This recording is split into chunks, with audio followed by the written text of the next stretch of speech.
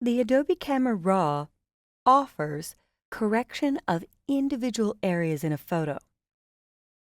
If I look at the pre-processed, already developed JPEG from the camera, I see some rich blue in the sky. If I look at the unprocessed, undeveloped Camera Raw shot, I've already started to lose some of that blue, some of the contrast and detail.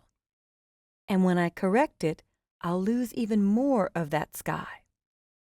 So I'm going to double-click on the Camera Raw, the .nef, to open the ACR, Adobe Camera Raw dialog. And I'll load the corrections I've made globally to this image. So if I go to the Basic section of Camera Raw, which is your default, and choose Load Settings, I could select the house's correction. Now, while this looks better overall, much more vibrant, rich yellow, I could see more of a light cyan blue, what I really saw when I took this shot. I've almost lost the sky completely. That's when the adjustment brush will let you paint back areas of the image that were captured in the original shot, but lost during correction. So if I select the adjustment brush, the default brush size is pretty large. So I'll scroll down in the adjustment brush settings. Once you select this tool, this changes from basic to settings that I'm going to paint in and adjust in individual areas of this photo. I always like the feather at 100 so it blends while I'm painting in the adjustments, but I'll make the size smaller. And it's okay if I overlap a bit. I will be able to erase in given areas. So I'm going to shoot for about 9.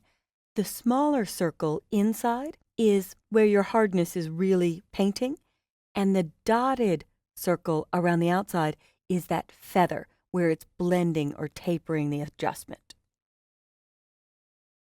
So I'll start here in the upper left corner, and as I paint, you may have not noticed a change.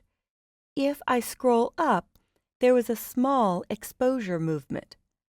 I want this darker, and I might actually go way too far, all the way to the end, so I could see where I'm painting. And look at all that detail that's in the sky that I might never have seen if I didn't have the opportunity to experiment with the adjustment brush. Now, for the sake of time, I'm not going to make this perfect, but I'll leave a PSD, a Photoshop file, in the folder of my finished correction. So I could make this look very dark and ominous, leaving it on this very dark adjustment. In order to clean this up a bit more, I'll finish my painting, and I'll zoom in, and I can just hit the plus in the lower left corner, and I'll use my wheel on my mouse to scroll up. Now, I want to go from adding to erasing. And with erasing, I'll check my brush size again. Feather is high, but I'll do a smaller brush size. And here's a little power user trick. I can click once here to erase, move to the edge of the roof so the circle doesn't cross outside, hold down Shift and click again. And it erased from where I clicked first to where I Shift-clicked again. And actually, my feather has gone away. I'm noticing a hard edge. So I'll dial that back up, but maybe not 100 for this one. Maybe I want a little bit sharper transition so I could make cleaner lines. And I'll erase on the inside. Again, I'm not going to go for perfection. I'm going to go for progress. And I removed a little bit too much here, so I just hit Control-Z or Command-Z to undo. So I'm getting fairly close, making sure I'm getting most of those corrections painted away. I'm fairly happy with that roof line. I'll leave this for the moment. Erase into this roof line. Using spacebar to click and drag in different spots, I'm clicking once here, Shift-clicking at the end to connect the dots. Click, Shift-click. And I'll do a super small brush size, anywhere between 1 and 3, to clean up the corners. But for now, I'll leave the corners a bit rough. If I do something I don't like, Control Z or Command Z or Edit Undo. All right, so I'm going to fit in window, Control 0 or Command 0 to fit in window to see my correction. And I can turn preview off and on to see just what I've painted in here. Before, after, a completely different shot. Now I'd intentionally gone too far, so let's come in and dial back the exposure. So I just want a richer sky, and that actually makes less cleanup work for the corners. But I don't need that completely artificial look. You can also do new adjustments. This street sign was important for me in the shot, the Calle de Bourbon, Bourbon Street, New Orleans. So I want to do a new adjustment brush. And I'll zoom in with Control Spacebar or Command Spacebar. And with the adjustment brush, I'm going to do a very small hard edge brush. So feather 0, size of 2 or 3. And I'm simply going to paint starting here with one click. And notice it was on Add. I'll undo and make sure it's on New. It was on New, but as soon as you do your first click, it switches to adding automatically. So I just wanted you to be aware of the 3 modes of the adjustment brush. I will shift click to connect the dots, click, shift click, and having that very dark adjustment really lets me see if I'm getting inside the lines here. So I'm doing click, shift click at every corner. A power user trick is I can hit my right bracket key to make the brush size a little bit larger. And now I can continue painting inside the sign with click, shift click at every corner, and then use a larger brush to finish it off. Now I'm going to go for the opposite effect here. I'm going to whiten the whites and improve the contrast to really make this sign paramount in the shot. So I'll slide up and move exposure up so it's really glowing.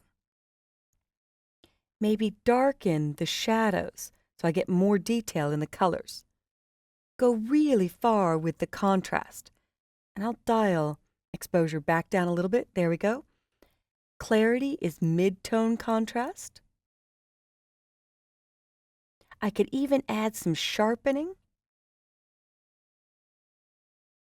And if I turn preview off and on, I've just made the sign more prominent.